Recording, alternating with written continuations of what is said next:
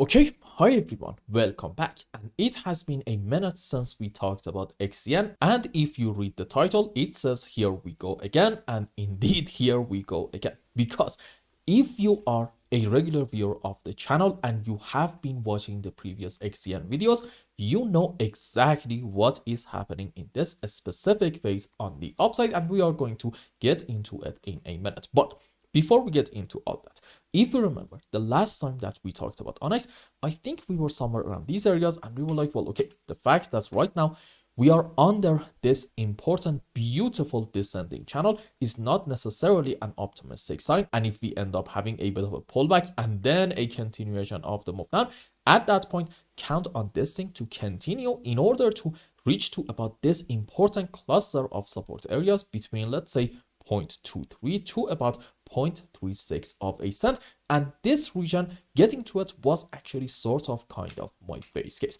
Is it right now? I think it still should be, but I'm not really going to deny the fact that in the recent bounce that we got in Onyx, we do have some decent optimistic signs. But before that, why is it that I do think we may end up going down and getting to here? And why is it that even if we end up getting to this region, I'm still going to remain optimistic? Let's answer the second question first, because overall in XCN, in my view, there's like a very high chance this whole move down is a correction structure, and we are maybe having a 1, 2, 3, 4, and what's next, probably another move on the upside into wave 5. And as long as we're not really having overlapping of the waves between our supposedly wave 4 and 2, I guess this scenario can still remain valid. What if we go down a little bit more and end up having overlapping of the waves?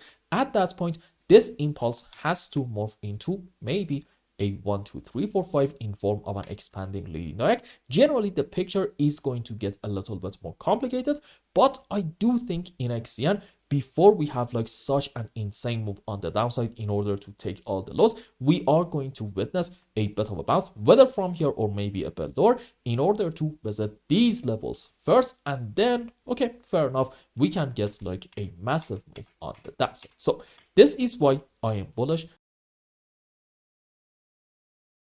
And I do think that by the end of this cycle, hopefully we are going to witness some more big moves on the upside. Now, why do I think our move down may continue a little bit more? Because at the moment, I'm going to be honest with you, right around these areas, we really do not have a whole lot of strong supports. So I'm going to say in XCN, my base case at least suggests that we're going to get a move down. And this is still going to, in my view, remain my base case. So if it happens, I'm not going to be surprised at all. On the other hand, if we end up having like a massive pump, then okay, in that case, I'm just going to be pleasantly surprised. And I told you my plan in the previous video. I said, as we go down in Onyx more and more and more, I'm just going to buy the dip one by one. And overall, the size of my position is not really going to be that huge, okay? I'm buying XCN with like a very small amount of money, just enough to keep me interested in this chart, because I'm really interested in seeing what is actually going to happen by the end of this cycle to this thing. If I'm right, I think we are going to have a massive pump, maybe a 400-500% move on the upside. Now, let's talk about the recent move up a little bit. And why did I say, according to the title, here we go again? Because in case that you are a new viewer, you should know that the situation in XCN is kind of unlike a lot of other altcoins. Why? Because I think there's actually a market maker in XCN, and the way that they behave is actually quite fascinating, because every now and then we are seeing a bit of a consistent move on the downside, but followed by that like an immediate maybe like 40-50% move on the upside. And right around the highs, the moment that a lot of short-term traders are also going to jump into this move up, that market maker starts getting out of their positions. And that's why you are seeing essentially like a pump and dump situation in XCN many times. Let's go on H1 time frame and check out some examples. So I think, for instance, this can definitely be a quick pump followed by a decent dump. This also quick pump followed by a decent dump. How about, let's just zoom in more. There we go. This one can be a quick pump followed by a decent dump, quick pump, quick dump, quick pump, quick dump, again, pump and dump, pump and dump, pump and dump, pump and dump, pump and dump, so on and so forth. Every single time in XCN that we are getting a rather sharp move on the upside, immediately we start getting a move down. And I think the recent move on the upside may not necessarily be an exception either. That's why I said, yeah, you know what, probably the market maker is back. So, here we go again. Now, in terms of size, let's just measure this move up from here to about this point. This is about a 50% jump almost instantly. And that's actually like the main reason for why I think in previous videos, we also talked about this subject. We said, look, I'm not really that stupid. I don't really believe that in Onyx I'm able to catch the absolute lows. That's why as we go down and down and down, I'm just going to buy the dip one by one, because I do think the moment that we end up having a bullish reversal, I absolutely 100% will actually miss that pump. So I'm just going to buy XCN when we are having a bit of a move on the downside. And also, what do you know, I also missed this pump right in here. Now, there is a chance that in Onyx, maybe, I hate to say it, but this time might be different. Why is that? Because this pump actually happened over maybe just a little bit longer period of time.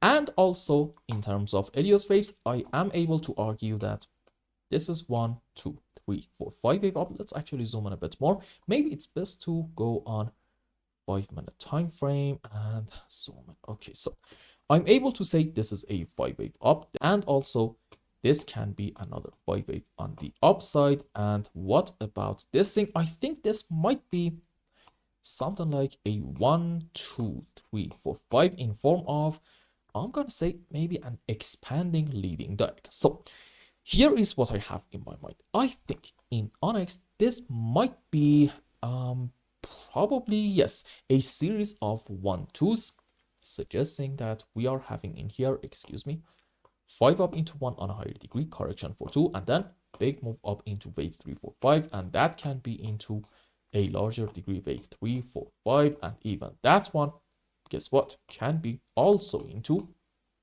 a larger degree wave 3, correction for 4, another move on the upside into wave 5. But here is the situation. In Onyx, I actually do not want to see a move on the downside in order to take this low for the first target about, let's say, half a cent area, but the main low is actually going to be this one down here about 0.492 of a cent. Why?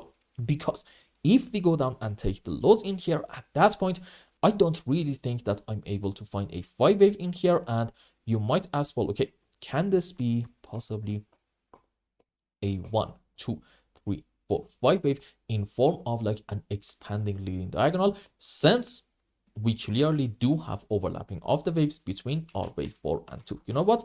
Let's just put the chart on regular, zoom in more and see what's gonna happen. There we go. Let's measure the length of our wave 3 and compare it to our supposedly wave 5.